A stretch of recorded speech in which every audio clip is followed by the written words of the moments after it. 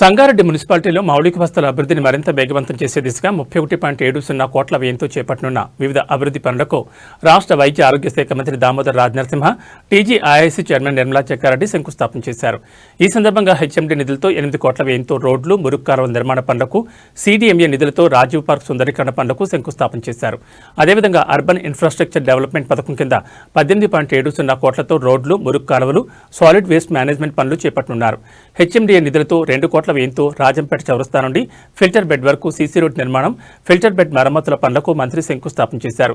ఈ కార్యక్రమంలో additional collector Pandu, revenue divisional అధికారి Rajender, municipal commissioner Srinivasa Reddy, Congress party నాయకులు తోఫాజీ, అనంతకిషన్, రామరెడ్డి, జార్జ్, కోన సంతోష్, కిరణ్ గౌడ్తో పాటు సంబంధిత శాఖల అధికారులు, ప్రజాప్రతినిధులు తదితరులు పాల్గొన్నారు.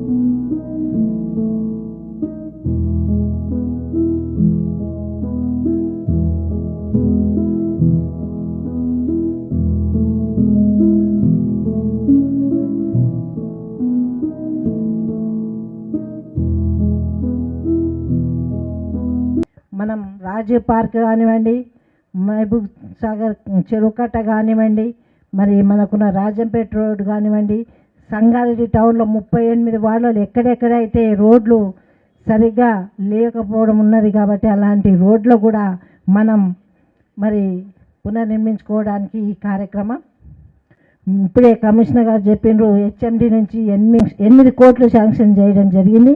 అలాగే మనకున్న రాజీవ్ పార్క్కి 3 కోట్లు, ఇలా మరి మొత్తం కూడా 31.70 కోట్లు మన పట్టణానికి రావడం జరిగింది.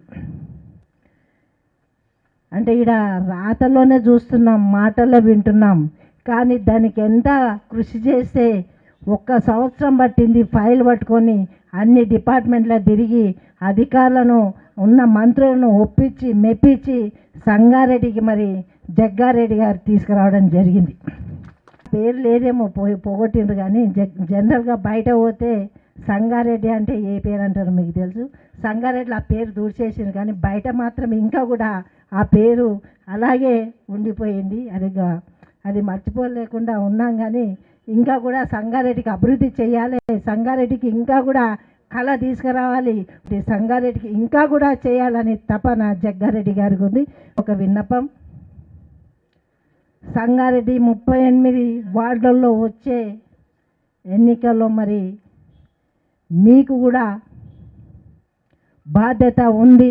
ఒక జగ్గారెడ్డి సంగారెడ్డి కాదు, ప్రతి పౌరుడు కూడా బాధ్యత ఉంటుంది. ఆ బాధ్యతను మీరు నెరవేర్చాలి, నిలబెట్టాలి, మీ చేతుల్లోనే ఉందని నేను మరొకసారి విన్నవించుకుంటా. ఎందుకంటే ఇంకా మనకున్న ఎలక్షన్, మున్సిపల్ ఎలక్షన్, ఆ ఎలక్షన్లో మీరందరూ కూడా నాయకత్వం వహిస్తూ మీకోసం కాకపోయినా పట్టణ ప్రజల కోసం మీరు బాధ్యత వహించి ప్రతి వార్డులో మరి కాంగ్రెస్ పార్టీ నుంచి నిలబెట్టిన అభ్యర్థిని గెలిపిస్తే ఇంకా కూడా చేయడానికి ఉత్సాహం, ఉల్లాసము మరి కలుగుతుంది. ఈ మాట పట్టణ ప్రజలందరూ కూడా మీరు తెలియజేసి, వ్యక్తిని చూడండి అన్నీ చూసుకుంటూ, కానీ ముఖ్యంగా ఈరోజు కాంగ్రెస్ పార్టీ ఇన్ని కార్యక్రమాలు చేస్తుంది అంటే ప్రజల కోసమే. మరి ప్రజలు కూడా ప్రభుత్వానికి చేయాలి.